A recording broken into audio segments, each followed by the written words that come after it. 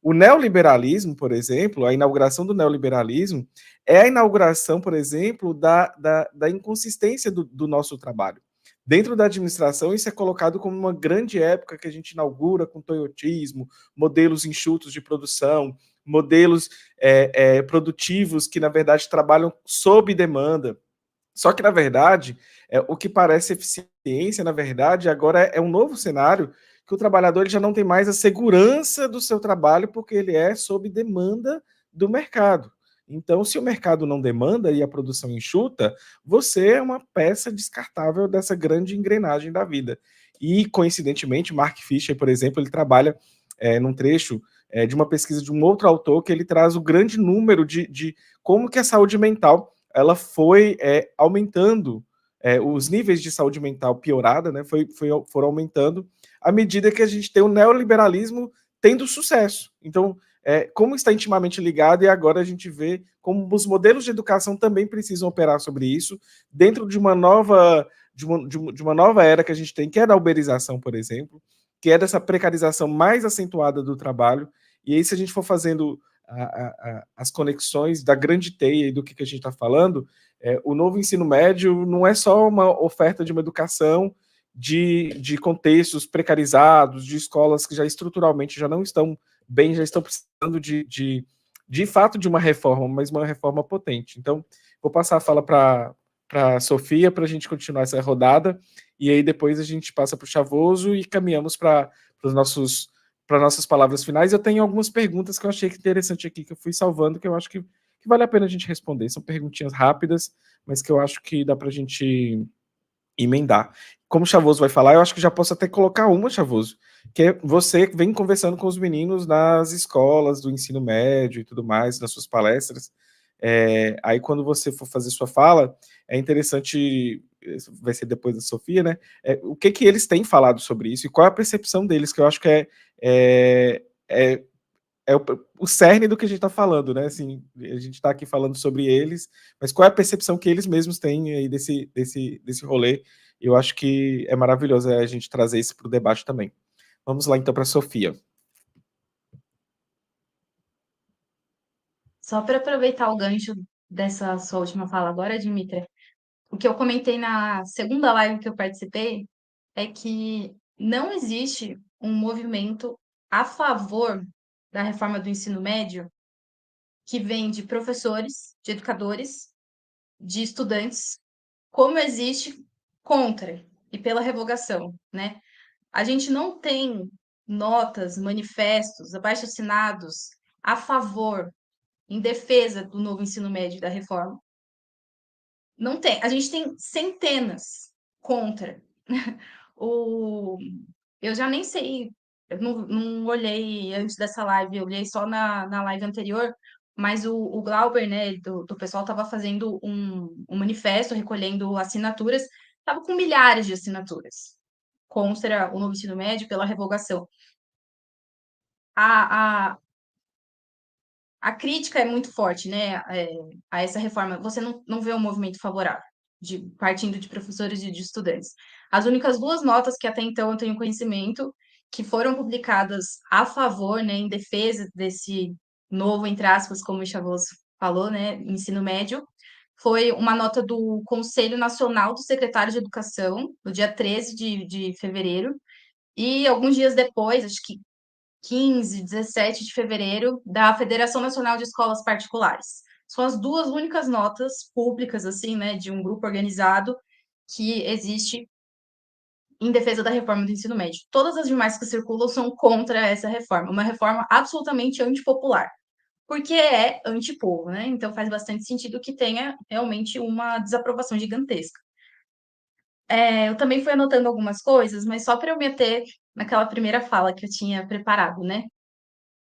Eu tenho estudado muito o novo ensino médio a partir da pedagogia histórico-crítica do Dermo Saviani, e me passam muitos conceitos que ele elaborou, assim, décadas atrás, que são muito atuais ainda, para a gente estar analisando o novo ensino médio. Eu acho que, inclusive, já fechando um pouco essa questão, assim, do que a gente quer então no lugar, eu sei que isso é pauta do terceiro bloco, mas eu acho que já é interessante trazer algumas coisas aqui, tá, a gente está falando da revogação, mas o que isso significa? Que a gente quer que volte ao modelo antigo? Significa que a gente está defendendo, então, que o antigo ensino médio era bom? Que a gente está defendendo, eu escuto isso, que a gente está defendendo o ensino tradicional? E o Saviani, ele traz algumas ferramentas para a gente interessantes da gente problematizar essas perguntas, né? Primeiro que, assim, eu acho que primeiro, a gente precisa voltar muitas casinhas no debate quando a gente está falando de uma reforma do ensino médio. A reforma da educação no geral, seja qualquer etapa ou modalidade da educação, né? Primeiríssima coisa, entender o que é educação escolar, propriamente dita, e o que é escola. Então, educação é um processo amplo que se dá através da convivência humana em vários espaços diferentes, com vários objetivos diferentes. A educação escolar é uma dessas, né, modalidades da educação, uma educação muito específica que acontece numa instituição específica, que é a escola. A função social da escola, qual que é? Partindo de novo do Saviani, que é a minha referência, né? É uma instituição que o papel consiste na socialização do saber sistematizado. O saber sistematizado é como você, a sociedade, né, tem inúmeros saberes por aí que são produzidos historicamente pelo homem desde a existência do primeiro homem na Terra. Você organiza esses saberes, né? É o currículo.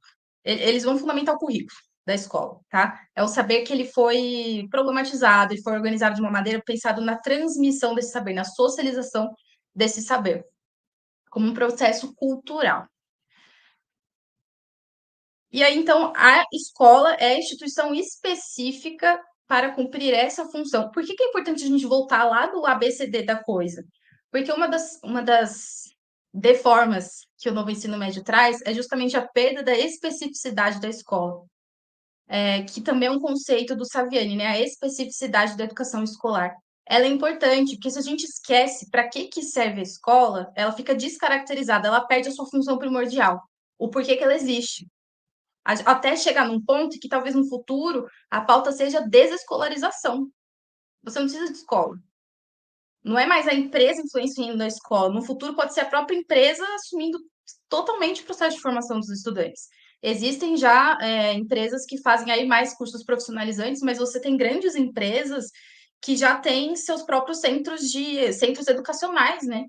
Eles não é nem mais influenciando escolas públicas e privadas através do currículo, é eles mesmos criando suas próprias escolas e cursos de formação profissionalizantes, assumindo o protagonismo mesmo no processo de formação dos estudantes. Então, a gente precisa voltar. Qual que é a função específica da escola? Então, por exemplo, bolo de pote. Será que é na escola o espaço mais adequado para eu aprender a fazer bolo de pote, brigadeiro gourmet, a cuidar de pet, que é o que tem acontecido com o novo ensino médio? Eu estou falando que isso não é importante aprender? Não, não é isso que eu estou falando. Eu estou falando que existem outros lugares em que eu posso aprender isso, mas que talvez não exista outro lugar em que eu seja ensinada a famosa fórmula de Bhaskara, que muita gente se pergunta por que ela existe. Mas se não for na escola, onde você vai aprender Bhaskara? Agora, se você não aprender a fazer brigadeiro gourmet na escola, eu tenho certeza que com alguém você consegue aprender isso. Então, assim, a especificidade da escola é importante para nortear políticas públicas educacionais. A demanda específica da escola. Se a escola é descaracterizada, as políticas públicas ficam amplas, ficam vagas e elas são fajutas, basicamente isso. E elas acabam sendo, inclusive, uma forma de desvio de dinheiro público. Para além de definir, então, educação escolar, escola, também o que é currículo. O Saviani, ele fala da importância da gente diferenciar o que são atividades curriculares e atividades extracurriculares. Curriculares, para eles, são as atividades que são nucleares, assim, essenciais da escola. E as extracurriculares são as demais atividades que podem acontecer na escola, desde que as curriculares estejam garantidas, que é outra coisa que a reforma do ensino médio fere, né, no currículo. Você tira disciplinas obrigatórias para você colocar o famoso bolo de pote. Não é que é um a mais, tipo, não, porque a reforma do ensino médio, ela estende a jornada do estudante na escola. Ah, beleza, então esse tempo extra que ele vai ficar na escola, você coloca disciplinas a mais. Não, não é essa a proposta. Porque ainda se fosse, a gente poderia estar discutindo de um lugar um pouquinho melhor. Mas não é isso que ela faz. A gente tinha 13 disciplinas antes, falaram que eram muitas, ficaram apenas 3 de 13. Apenas português, matemática e inglês como disciplinas obrigatórias. Então, você tirou 10 de 13 disciplinas do currículo, né? obrigatório, para você inserir, então, esses conteúdos que não fazem, que ferem a especificidade da escola, que você poderia estar aprendendo através da socialização em outros espaços que não a escola. Então, definição bem precisa também de currículo é importante para você entender, olha, o currículo vai pautar a atividade da escola, então o currículo vai ser esse, ponto. E só vai ter atividade extracurricular na escola se o currículo estiver garantido. E aí tem também, né, como um debate que é muito importante quando a gente está falando de reforma do ensino médio, seja essa ou qualquer outra, que é como se mede qualidade da educação. Porque se você for ver a reforma do ensino médio, tem várias justificativas, entre elas a má qualidade da educação, em especial da educação pública, que sempre é o alvo dessa crítica, né? Falaciosa, de que a educação pública é de péssima qualidade. Quem trabalhou em escola privada sabe que costuma ser um imposto, inclusive. A qualidade da educação costuma ser medida através de avaliação. Avaliação padronizada. Padronizada internacionalmente, inclusive. O que não faz o menor sentido, que você está avaliando, então, escolas de diferentes países, diferentes contextos, diferentes formações socioeconômicas, com a mesma prova. E a partir dessa prova, você pensa políticas públicas educacionais. Então, você tem a OCDE, uma organização internacional pensada pelo Norte Global, que vai lá e formula uma prova que é aplicada todos os anos, em todas as escolas do mundo. E aí você compara essas escolas que não tem nada a ver com nada entre elas, mas você compara, você ranqueia, e a partir disso você olha quem está embaixo, você fala assim, olha, você tem que se espelhar, então quem está aqui em cima está aqui, o que a gente faz, copia aí. Esse é o processo que acontece, né? Então, a qualidade da educação ela é medida por fatores bastante objetivos, assim, que são provas objetivas, padronizadas. O que também é bastante questionável, a gente pensar a qualidade de educação apenas a partir disso. Não é nem um discurso aqui anti-avaliação, mas é que avaliação que a gente está falando, quais são os parâmetros, quais são os critérios avaliados e quais são os instrumentos de avaliação. Aí tem a questão do empresariamento, né, que já foi bem falado, então vou pular essa parte, mas o link final que eu queria fazer, assim, né, puxando do empresariamento, é esse papo de protagonismo juvenil que surgiu agora na segunda rodada, né? Que é o grande norteador da reforma do ensino médio, a justificativa de dar maior protagonismo aos jovens na sua formação. E eu vivo repetindo isso em todos os espaços possíveis, que, na verdade, o protagonismo juvenil, o objetivo dele é responsabilizar o estudante pelo seu sucesso ou fracasso escolar. E, consequentemente, toda a escola, né? O professor que ensinou mal, a direção que geriu mal, enfim. Então, você fala que você quer dar mais autonomia para o estudante, porque, veja bem, ele vai poder escolher agora o que ele vai querer estudar. Só que, primeiro, não existe escolha sem opção. Se você não tem opção, você não escolhe. Você é imposto. E a maioria das escolas no Brasil, elas não vão conseguir oferecer 5, 6, 7, 10 itinerários formativos para suprimir as 10 disciplinas que foram tiradas do currículo obrigatório. Vão conseguir oferecer 2, que é o mínimo exigido por lei. E olha lá, que às vezes é aquela uma que você vai repetir em 2 turmas. Isso não é escolha, isso é imposição. Através de uma limitação material da escola, que às vezes não é nem por maldade da escola, é por uma limitação material mesmo, não tem recurso para oferecer mais do que esses 2 itinerários mínimos, né? Exigidos por lei. Isso não é escolha. Né? Então, o protagonismo juvenil é uma grande farsa para, na verdade, transferir a responsabilidade para os próprios estudantes. Né? Então, no futuro você se formou no ensino médio, passou por uma profissionalização, não conseguiu emprego? Pô, mas você que escolheu o que você foi fazer. Tipo, a culpa é sua, né? Você devia ter escolhido melhor, você devia ter se empenhado mais, né? É a lógica meritocrática corroendo a educação. Né? Você está colocando isso para o estudante, essa responsabilidade, estudantes de 14, 15 anos. E para finalizar mesmo. Não, mentira, acho que isso vou deixar para o final. Porque senão eu não vou ter. Eu me empolgo aqui nas anotações, mas acho que eu vou ficando aí para guardar isso para o final.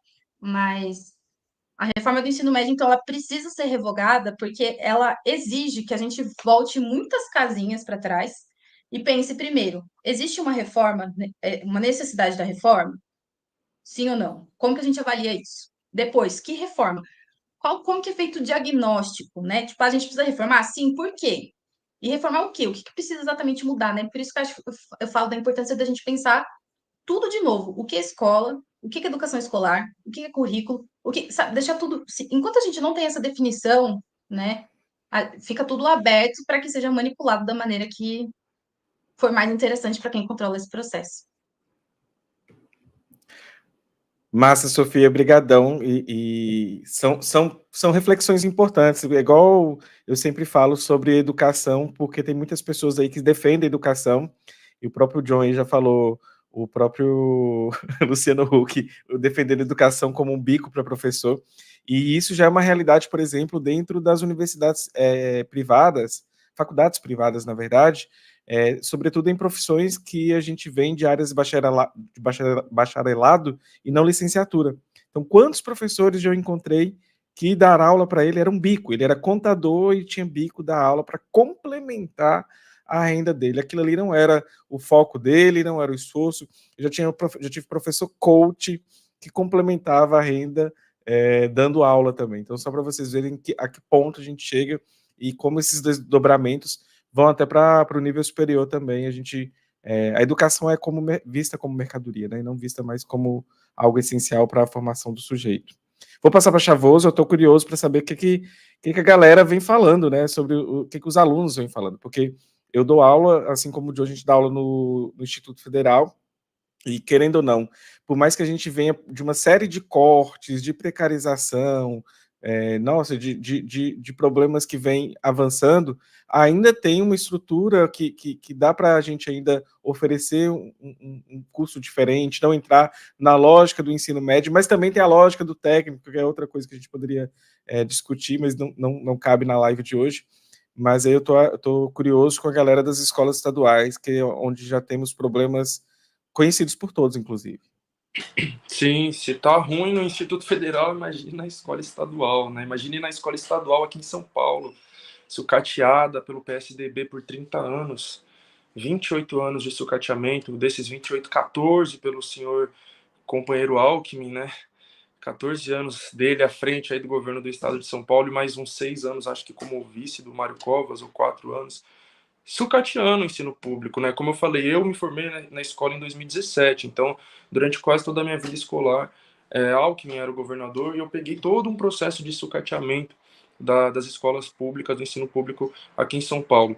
Quando eu entrei na USP e eu entrei por cota de estudante de escola pública, eu fui ver quem que tinha entrado também pela cota de escola pública, né? Porque eu vi lá meu nome na lista, vi outros nomes, fui procurar o pessoal. A maioria veio de Instituto Federal ou de ETECs, que são as escolas técnicas aqui de São Paulo. Então, assim, por mais, claro, né, que possam ter os seus problemas, os institutos federais, querendo ou não, dá uma boa auxiliada nos estudantes, assim, na hora de fazer um Enem, um vestibular, e entrar na universidade. A escola pública estadual sempre teve na maior desvantagem, né? Então, eu achei pouquíssimas pessoas que, assim como eu, tinham vindo de escola pública estadual, né? Eu estudei toda a minha vida em escola pública estadual. Como eu falei, eu vi a precarização absurda que era, não tive preparo algum para o Enem, eu precisei fazer um cursinho popular, precisei estudar por conta própria também em casa, para poder passar no Enem, entrar na USP.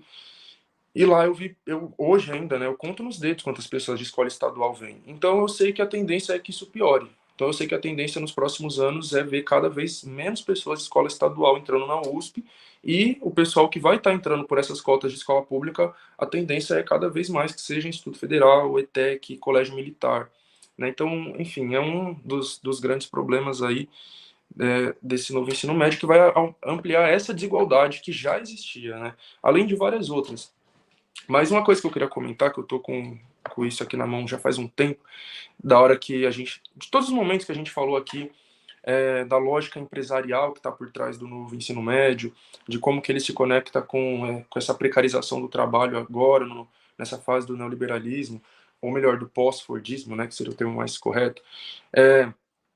O currículo paulista, o currículo aqui da educação paulista, das escolas estaduais, desde 2020, né, o governo Dória e o secretário da educação era o Rocieli Soares, ele tem um trecho que é muito explícito, né, muito explícita essa lógica da educação servindo para formar mão de obra barata, para o trabalho precarizado. Então ele fala o seguinte, o currículo paulista, em vigor, especificamente sobre a educação para o mundo do trabalho, faz-se necessário combinar as demandas dos setores produtivos, os interesses dos indivíduos e os interesses coletivos, preparando assim o cidadão para o desempenho de profissões, entre aspas, cada vez mais fluidas, intangíveis e mutantes. O trabalhador deve estar habituado e preparado para a adaptação contínua das relações profissionais, dos objetivos da produção, da gestão e das tecnologias, inovações e integrações, rupturas subjacentes do posicionamento intelectual, político e filosófico dos atores sociais. Essa parte aqui é a mais forte, eu acho, né? Preparando o cidadão para o desempenho de profissões, entre aspas. Eles escrevem nitidamente profissões, entre aspas. O objetivo do currículo paulista, no que diz respeito ao mundo do trabalho, é preparar os cidadãos para o desempenho de profissões cada vez mais fluidas, intangíveis e mutantes. E aí eles falam, né, o trabalhador deve estar habituado e preparado para a adaptação contínua das relações profissionais. Então é isso, os estudantes estão sendo formados para ser uma mão de obra barata, para profissões mutantes, né, eles não sabem o que vai ser do mercado de trabalho daqui a alguns anos, está em constante mudança, e é isso que vem sendo implementado aqui no estado de São Paulo. A gente sabe que no Brasil todo, né, mas eu falo aqui da realidade que eu conheço mais. As escolas que eu tenho rodado, como eu falei no começo, toda semana eu vou em pelo menos uma escola. E quando eu não estou em escola, eu estou em cursinho popular. Quando eu não estou em cursinho popular, eu estou na Fundação Casa, né, que é a instituição de cumprimento de medidas socioeducativas, a antiga FEBEM, onde os alunos também têm aulas, também estão tendo um novo ensino médio. Então, assim, todos os dias, praticamente, eu estou em contato com pessoas que estão aí sendo afetadas pelo novo ensino médio. Se não for nas escolas, é lá na USP, né, eu estou fazendo minha licenciatura. E toda aula, o novo ensino médio é debate, tá ligado? Não tem uma aula em que isso não seja pautado. E dentro da sala de aula a gente tem pessoas assim que ainda não estão dando aula, pessoas que já dão aula, né, professores que já estão formados dando aula, ou que não estão formados ainda, mas já dão aula, ou estão em uma segunda graduação. Então a gente está ali todo momento compartilhando essas experiências. Por parte dos alunos das escolas, eu falo assim com tranquilidade, eu nunca vi um aluno se manifestando a favor do novo ensino médio. Nunca vi, tá ligado? Claro que, assim, tem os alunos que não se manifestam, né? Aqueles que estão, entre aspas, neutros, mas é porque eu acredito que eles nem sabem o que está se passando, né? Eles não têm nem noção de que foi feita uma reforma do ensino médio, que antes era diferente, para eles só foi jogado e é assim. Mas a grande maioria está contra, né? Então, às vezes, eles não falam por conta própria, mas conforme eu vou instigando o debate, eles vão falando. Então, eu vou puxando esse assunto, falando, então, esse novo ensino médio aí que vocês estão fazendo, pá, e os alunos já começam a falar, começam a desabafar, começam a trazer as experiências deles. E assim, eu falo, como eu disse, com muita tranquilidade, com muita honestidade, que o descontentamento é muito grande mesmo, sabe? E os alunos, eles têm muito nítido de que eles estão sofrendo consequências, de que eles estão sofrendo desvantagens, de que eles estão sendo prejudicados, de que o ensino está defasado, de que o ensino está precário, tá ligado? Então isso, para a grande maioria, eu diria, é muito nítido, sabe? Até porque é o que eu falei lá antes, né? Então eles não têm mais educação física. Então eles tinham uma aula isso assim, para o pessoal que já estava na escola, no ensino fundamental, na verdade, né? Eles têm educação física. Então eles vão para o ensino médio e já não tem mais. Então a aula que eles tinham, que eles gostavam, que eles iam para a quadra e zoavam, brincavam, etc., já não tem mais essa aula disponível. Então já é um fator que eles já começam a perceber que o negócio não tá bom. Tem a questão de que no primeiro ano eles são obrigados a escolher o que eles querem para o restante do ensino médio deles. Então já é outro ponto em que eles já não gostam também, né? Eles não se sentem muitas vezes capacitados para escolher o que eles querem para os anos seguintes, tá ligado? Então ainda tem essa lógica, né? Como a Sofia falou, do ensino médio ele ser muito pautado pelo Enem. A maioria dos alunos de escola pública não tem nem ideia do que é Enem. A maioria dos alunos de escola pública não sabe o que é Enem, sabe? Porque a minha palestra, eu falo de muitas coisas, mas o foco principal é esse, tá ligado? Falar sobre o acesso à universidade, a importância de fazer o vestibular, como se preparar, o que são cursinhos populares. E eu pergunto, quem aqui, tipo assim, isso do primeiro ano, segundo ano, terceiro ano, quem aqui fez o último Enem? Ninguém. Quem aqui vai fazer o Enem esse ano? 2, 3, 4 pessoas levantam a mão. A maioria não tem ideia do que é o Enem. Então, você falar para ele no primeiro ano que ele tem que escolher os itinerários, o itinerário formativo dele, baseado no que ele quer na faculdade, o aluno não sabe nem o que é faculdade, minha gente. Essa é a realidade, não é subestimar os alunos. É a realidade material. O aluno não sabe o que é faculdade, não sabe o que é ensino superior, não sabe o que é nada, assim. Tá ligado? A educação é muito defasada em todos os sentidos. E, enfim, então, né, peraí que eu fiz uma listinha com alguns pontos aqui que eu ia falar por que precisa ser revogado, né? Acho que o John e a Sofia já falaram muita coisa, mas assim, eu acho que um ponto que eu gosto muito de destacar é a questão do golpe de 2016, sabe? Eu acho que isso não é coisa, esquece esse assunto, deixa isso pra lá, não, sabe? Eu acho que a gente tem sofrido muitas consequências por conta daquele golpe que aconteceu em 2016. E é um golpe que, assim, o aluno que está hoje no ensino médio, no primeiro ano, no segundo, que tem 15, 16, 17 anos, quando aconteceu o golpe 6 anos atrás, ele tinha 10 anos de idade, 9 anos, ele não tem ideia do que aconteceu, do que se passou ali. E a gente não pode deixar essa história morrer, tá ligado? A gente fala tanto sobre a questão do sem anistia, que a gente tem que combater o bolsonarismo, etc. Em parte, é não deixar a história morrer, tá ligado? É ter memória. É falar para as pessoas o que aconteceu no nosso país nos últimos anos. Por que não tem emprego, tá ligado? Eu falo assim, né? Agora partindo para uma outra faixa etária, já o pessoal que já não está no ensino médio. A maioria dos meus amigos que estão na minha faixa etária, né? Eu tenho 23, então a maioria dos meus amigos tem entre 20 e 26, assim, né? 3 para mais, 3 para menos. A grande maioria está entre os 20 e 26 anos. A maioria ou está desempregado, ou está desempregado fazendo bico, porque ninguém vai ficar parado, que não pode, né? Ou quem trabalha está em trabalho informal e faz mais de um trabalho. Aqui em São Paulo hoje, na periferia de São Paulo, é difícil você achar uma pessoa que só está fazendo um trabalho, que só tenha uma ocupação. Todo mundo está precisando complementar a renda com outras coisas, tá ligado? Então, a pessoa ela já tem um trabalho informal, geralmente, e ela vai fazer um outro trabalho informal. Então, é um barbeiro sem carteira assinada, e à noite ele faz Uber. Ou a pessoa que ao longo do dia trabalha numa borracharia e depois à noite vai pedalar no iFood. E final de semana também. E aí tem o pessoal que faz uma rifa de alguma coisa e faz um bazar na garagem ali no final de semana. Então, tipo, as pessoas estão desesperadas para complementar a renda. Como que a gente chegou nesse nível? Tá ligado? A gente tem que falar, isso é consequência de um golpe que aconteceu no nosso país em 2016 por fatores X, Y, Z, que na sequência dele veio a deforma trabalhista, veio a lei do esqueci o nome da lei, que, enfim, deixou o trabalho informal mais facilitado no país. Inclusive, né, o governo Temer, ele meio que parou de fiscalizar a questão do trabalho escravo, né? E o governo Bolsonaro deu continuidade. Não é por acaso que agora a gente está tendo tantos casos aí vindo à tona, né? Que a Janaína Pascoal falou, não, isso aí deve ter alguma coisa errada por trás. Não, é que os governos anteriores não estavam fazendo fiscalização. E agora voltou a ser feito, tá ligado? Enfim, então as pessoas vão e trabalham o dia inteiro, 15 horas por dia, têm ganhado menos de um salário mínimo, não são mais registradas em carteira, etc. Então a gente tem que falar, explicar para as pessoas por que isso está acontecendo, que isso não é normal, isso não é natural, a gente não pode naturalizar essa realidade. E muito surpreende isso, sabe? De como que essa ideia do empreendedorismo, ela, tipo, conseguiu se propagar muito rápido. Essa ideia de que, tipo, você vender bolo de pote, você é um empreendedor. Essa ideia de que, tipo, não, eu não quero CLT. Não quero CLT. Um amigo meu perguntou para mim esses dias, falou assim, ô Thiago, por que a esquerda defende tanta CLT? Eu trabalhava de CLT e era uma porcaria. Agora eu tô trabalhando para mim mesmo e tá ótimo, tá muito melhor.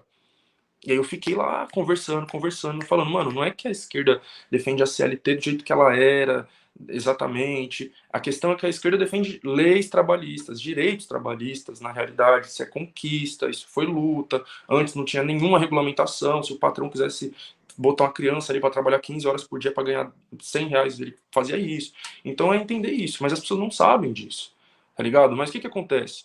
Né, como tem um corte de uma fala do professor Alisson Mascaro que eu vi viralizando esses dias no Instagram, que viralizando assim, né, entre os nossos meios, que ele fala assim, quem controla a ideologia dominante é simplesmente quem controla a maior quantidade de aparelhos ideológicos. Aí ele até fala, né, se 95% dos aparelhos ideológicos do mundo falarem que a Terra é plana, a Terra é plana. E nesses 7 anos, 95% dos aparelhos ideológicos aqui no Brasil falaram que você não precisa de direitos trabalhistas, que direitos trabalhistas são ruins, que se você tá vendendo bolo de pote ou pedalando no iFood 15 horas por dia, você é um empreendedor, tá ligado? Que fazer faculdade é uma coisa inútil. Eu tava falando sobre isso na última palestra que eu dei semana passada em Osasco, numa escola, que aí na hora a gente fez um intervalinho durante a palestra, né? Foi 4 horas e meia de palestra e a gente fez um intervalo no meio, aí eu tava conversando com o professor e ele falou assim pra mim, mano, olha esse vídeo aqui. Aí ele mostrou um vídeo pra mim, era um coach falando, você quer ter sucesso? Você quer ser rico? Pra que você quer fazer faculdade então? Foge de faculdade nunca vai te trazer sucesso nenhum, que não sei o quê.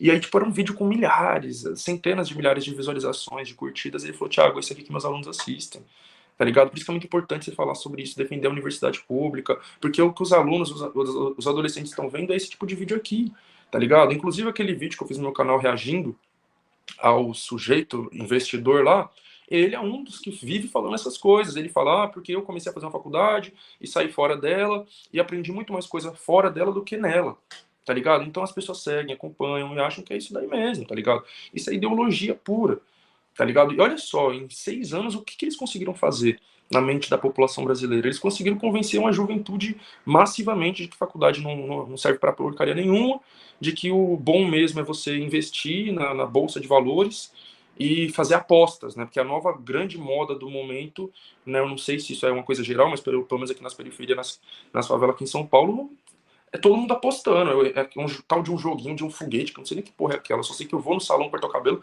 tá lá meu barbeiro com um foguetinho lá no celular dele. Aí um parceiro meu, vou na praça, sentar lá na praça, tá o mano, aqui ó, quanto que eu ganhei. Aí eu print lá no story, olha gente, quanto que eu ganhei hoje.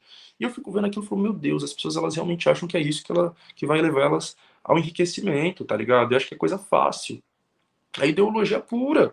Então entra essa ideologia neoliberal, financeira de um lado, entra a ideologia fundamentalista religiosa do outro, tá ligado? Que também nesse mesmo período teve essa expansão absurda de igrejas, tá ligado? Não que assim, né, ter igreja seja uma coisa ruim para quem gosta, beleza? Mas, tipo assim, como um projeto político, tá ligado? Porque eu já vi, por exemplo, um tweet uma vez falando assim, se os evangélicos quisessem um presidente evangélico, eles já teriam eleito a Marina Silva faz muito tempo, tá ligado? A questão é que não era só ter um presidente evangélico, é um projeto de poder de dominação da sociedade, de lideranças evangélicas, ou pseudo-evangélicas, né? Esses Edir Macedos da vida, tá ligado? Enfim, então eu citei essa questão que não tem nem a ver com o tema, mas para falar como que a população está cercada por ideologias que estão se aprofundando cada vez mais no inconsciente da população, e não tem uma reação da esquerda de outro lado para combater isso, tá ligado? Então acho que assim, agora já indo para o que fazer, a luta, né? Mano, não sei, mas o governo Lula não revogar essa reforma do ensino médio, eu acho que ele tá. Se ele não fizer isso, né? Ainda tem tempo, mas se não fizer isso, eu acho que é uma demonstração de total conivência com a ideologia neoliberal, com a precarização do ensino público, com a transformação do pobre, do trabalhador na mão de obra barata, né? Tem um professor, como é o nome do professor lá da Faculdade de Educação da USP, é o que está fazendo muitas lives e falando bastante sobre Daniel Cara. Isso. Daniel Cara. Ele tem falado bastante assim, que tipo, ele acha que o Lula ainda não se informou direito sobre essa reforma. Eu quero acreditar que é isso também, né? Vamos pensar pelo lado positivo que o Lula ainda não sabe o que essa reforma significa, porque se ele sabe e ele escolhe por manter isso, sabe, mano, eu não sei nem se ele merece falar uma coisa que aqui é para os petistas loucos já fazer o corte e querer me cancelar. Eu não sei nem se merece um apoio numa possível reeleição ou numa próxima eleição, tá ligado? Pode falar. Tô lembrando do último boteco nosso.